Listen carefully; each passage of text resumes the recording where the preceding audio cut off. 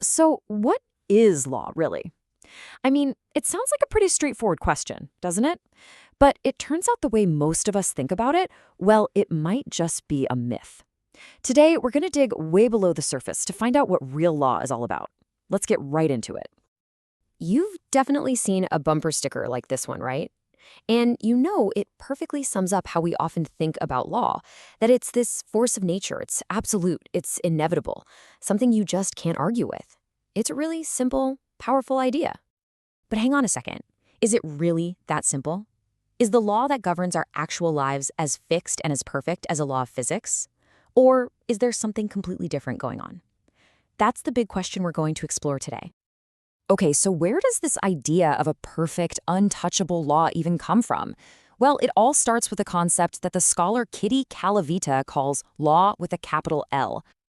According to Calavita, most of us are walking around with two competing ideas of law in our heads at the same time.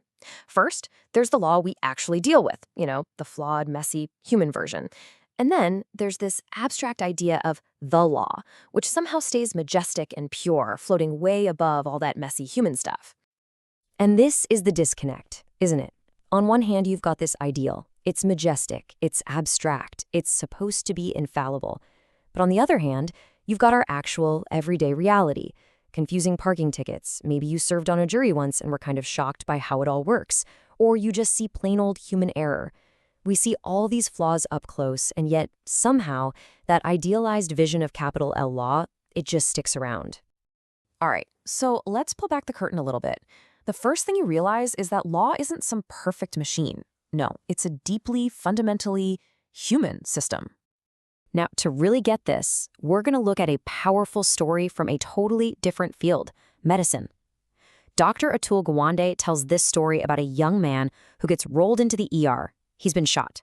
All the signs, the wound, the blood, everything points to a really serious internal injury.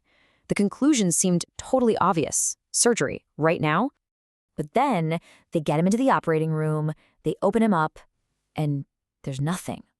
No internal damage, no bullet. The obvious conclusion was just flat out wrong. Dr. Gawande uses this to show that medicine, a field we trust so much, is actually super messy, it's uncertain, and it's full of surprises when you get a look behind the scenes. And that is a perfect parallel for the law. We like to think of it as this precise science, but it's run by people, human beings who have good days and bad days, people with biases and doubts, people who, sometimes make mistakes, just like that medical team.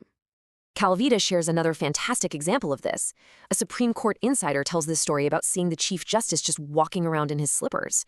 And in that one moment, the whole majestic aura of the Constitution just vanished. It wasn't some divine text anymore. It was a document being interpreted by a guy who wears slippers to work. Seeing that human reality behind the curtain changes everything. Okay, so law is human. It's messy. We get that. But at least it's perfectly logical, right? Well, that brings us to the second huge myth, the idea that law is just a closed system, like a big math problem. You've almost certainly heard this famous quote from Chief Justice John Roberts. It perfectly captures this view. The idea is that a judge isn't creating anything. They're just a neutral umpire, calling balls and strikes based on a rulebook that already exists. And there's a formal name for this way of thinking. It's called jurisprudence. It's how law has traditionally been taught in law schools. The focus is entirely internal. It's all about looking inside the box at how the rules and precedents all connect to each other logically. Almost like the outside world doesn't even matter. But what if the most important parts of the law aren't inside the box at all? This is where the law and society perspective comes in, and believe me, it completely changes the game. Instead of just looking at the internal logic of legal rules, the law and society approach says, hey, let's step back and look at all the forces from the outside world that are actually shaping, bending, and creating the law.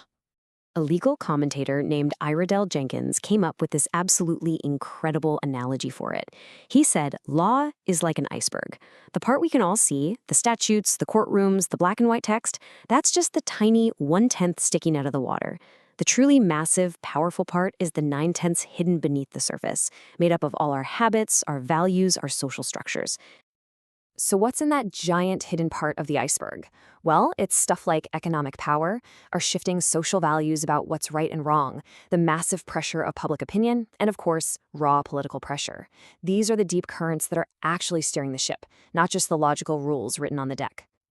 Let me give you a concrete example from Calavita. We tend to think our right to free speech just kind of popped into existence, fully formed from the First Amendment. But the reality is, the powerful version we have today was forged in the fire of decades of political struggle, especially by labor unions fighting for their right to organize and protest. It was a social creation, not just a logical one. So, if law is human and it's constantly being shaped by society, then it can't just be something that happens over there in a courthouse. It's got to be woven into the very fabric of our day-to-day lives. And what this really means when you get down to it is that trying to draw some hard line between law and society, it just doesn't work. They're not two separate things that occasionally bump into each other. They're totally, completely intertwined. Let me make this super tangible for you. Just think about your morning. The mattress you slept on, it's certified by laws from the Consumer Product Safety Commission. The grapefruit you had for breakfast, it's probably governed by international trade law.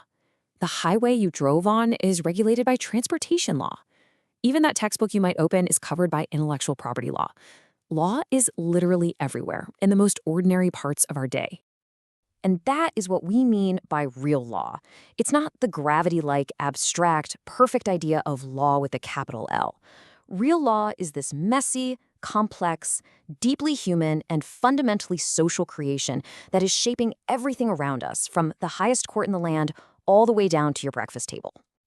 So the next time you go about your day, just look around. The written and unwritten rules of our world are absolutely everywhere. And that leaves us with a pretty fascinating question to think about.